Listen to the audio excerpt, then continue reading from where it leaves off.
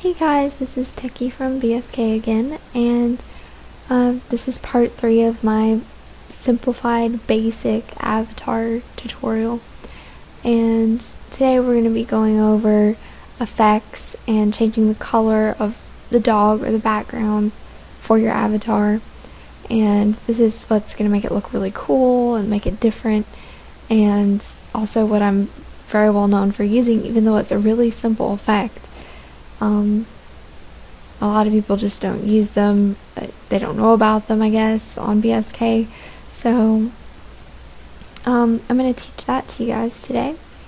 And as you can see, my current avatar that I have on BSK, this one already has effects on it because this was the original picture. The fox was originally a tan color.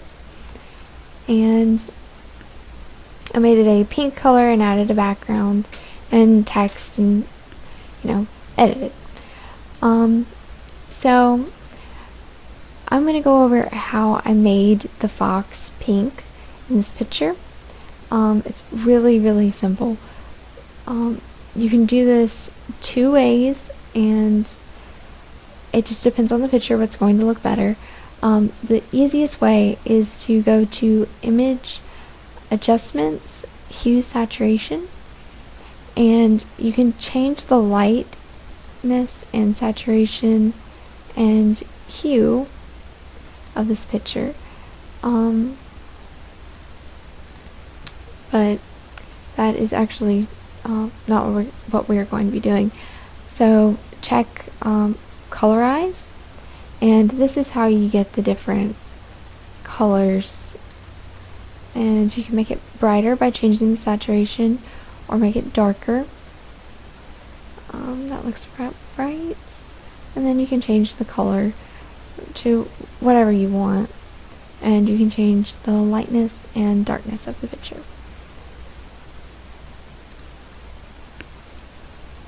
And also another way to do this is to add another layer on top of the picture.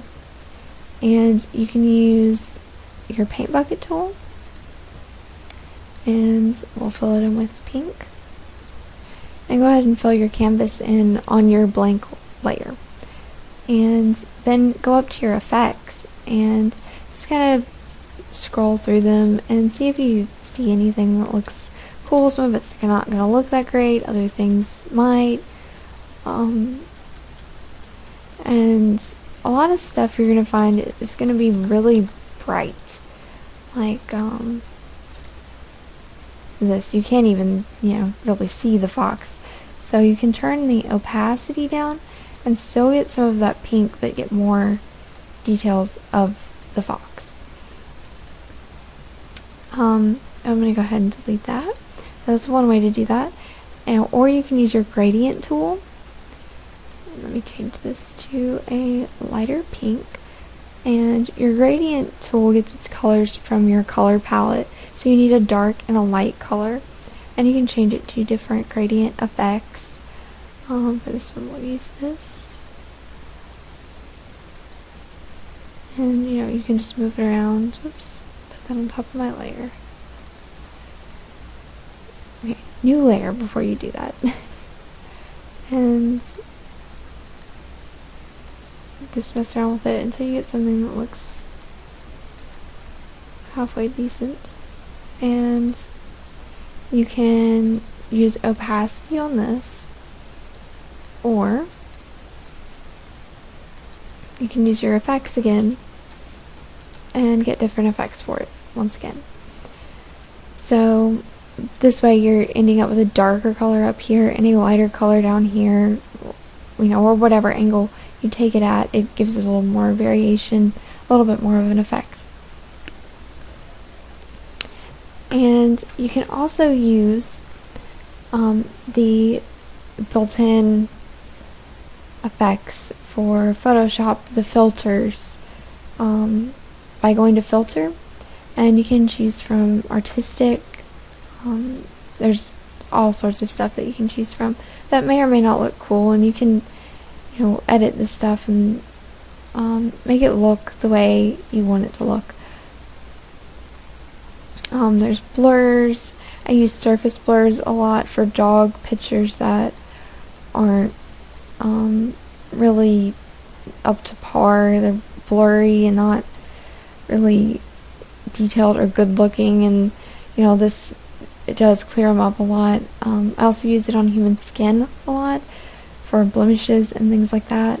And you can use smart blur too, which this is a little bit too high, but and it just kind of will get rid of any imperfections or graininess. And brush strokes are also a good thing to use. Sometimes I'm more so use these for backgrounds. Sometimes you get a picture that looks really good, but this fox is kind of blending into his background, so it's not looking that great. And I guess we can go over text effects too. If I was going to add text to a picture, I went over fonts and text in my first tutorial, but it was really quick. I got cut off, so we'll just go over some of the really cool text effects that Photoshop can do. So we'll pick our fonts, make it actually bigger. So, and just to make it a color so you can see it better. And that's how you put text on there. But some of the text effects, you can right click on your text layer and go to blending options, and you can add a drop shadow, which looks really nice, an outer glow, which adds a nice little glow around your text, and you can change the color of that, which often looks good if it's a similar color to what you're using, and you can make it bigger, and you can also make the glow less noticeable or more noticeable by changing the opacity. And bevel and emboss, and there's many different types and styles that you can use for that. And you can change the depth and size of that once again, and the softness, etc. And you can use the technique, which will make it softer or harder. And you can use a pattern, overlay, gradient, and stroke is something that I use a lot. And I normally don't go over 2 or 1 pixels for this. I normally use 2 because I just think it looks better. But you can position it in different ways. I normally use outside, looks better. And you can change the blending mode and the opacity of your outer color. So those are just some really simple things that you can do with text to give it more effect.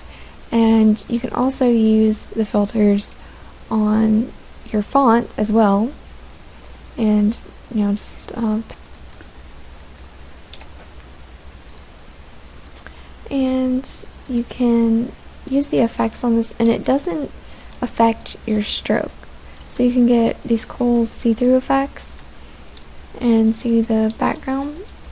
And you can also put pictures over pictures and use what happens. There's tons of possibilities. You can use patterns, anything that you can think of pretty much, and just edit it until you get it to look good. So I will see you guys in the next tutorial, and probably my next one will be something a little bit more advanced. We'll probably go through the entire beginning to end of making a basic avatar, and then I'll go on to the more advanced animated avatars and things like that. So thank you guys for watching.